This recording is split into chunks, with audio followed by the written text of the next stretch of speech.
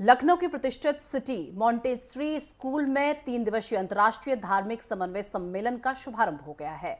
CMS की प्रबंधक professor Gita Gandhi किंगजन ने किया है। कार्यक्रम का आयोजन सीएमएस के कानपुर रोड स्थित ऑडिटोरियम में किया जा रहा है और सम्मेलन का उद्देश्य विभिन्न धर्मों के बीच समन्वय स्थापित कर विश्व एकता के महान लक्ष्य के प्रति पूरे विश्व समाज को जागरूक करना है। इस अंतर्राष्ट्रीय सम्मेलन में इजिप्ट, अमेरिका, लेबनान और भारत के विभिन्न प्रांतों से विद्वान, विचारक, दार्शनिक, धर्मावलंबी और न्यायविद शामिल हुए हैं। और इस मौके पर प्रोफेसर गीता गांधी किंगजन ने कहा कि सीएमएस अपनी स्थापना के समय से ही समाज में सर्वधर्म समभाव का अलख जगा रहा है। सीएमएस की विचारधारा में सभी धर्मों का पूरा सम्मान शामिल है और सीएमएस का मानना है कि धार्मिक एकता से ही हृदयों की एकता स्थापित होगी और समाज में समरसता का वातावरण बनेगा।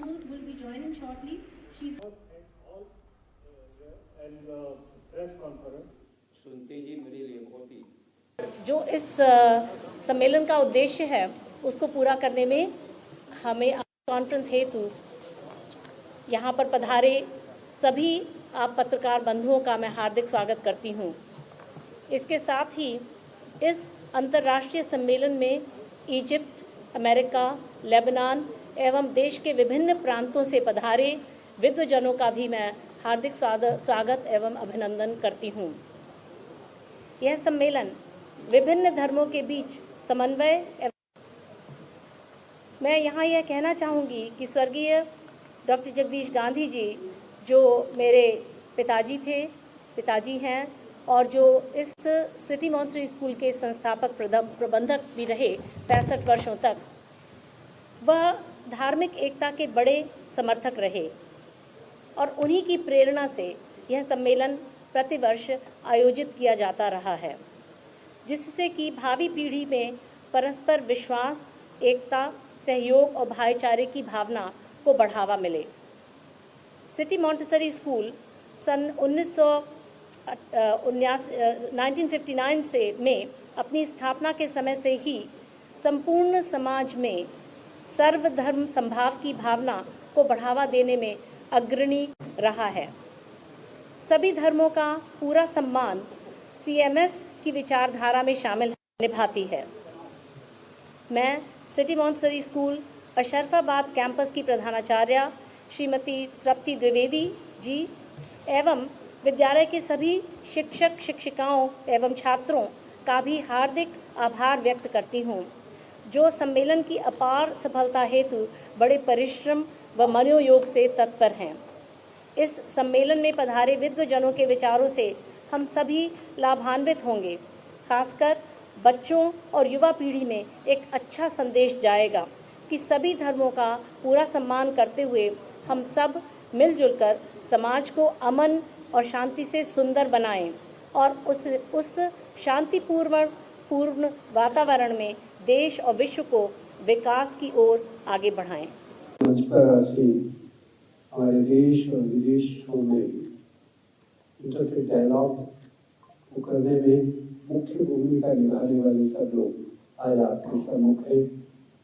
मैं सबसे पहले आदरणीय गांधी जी को याद करना चाहता हूँ, जिन्होंने इस बीच को रोकर किया और अपनी क्षमता से इसको विश्वव्यापी स्वरूप दिया।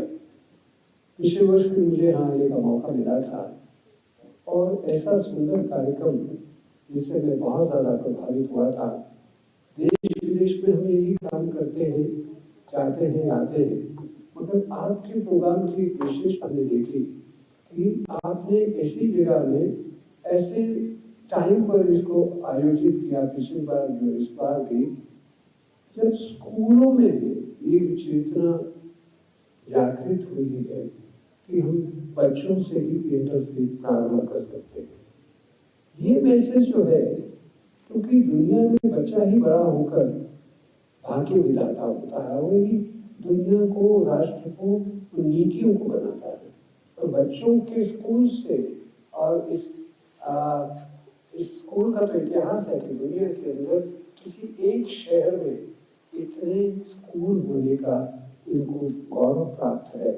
विदेश से भी आए हैं, देश से भी आए हैं। मैं सबका नाम नहीं लेना चाहता, मेरे साथ जितने दोस्त आए हैं वो इंटरनेशनल लेवल पर दुनिया में जाकर भारत से एक नया मैसेज लेकर वापस जा रहे हैं।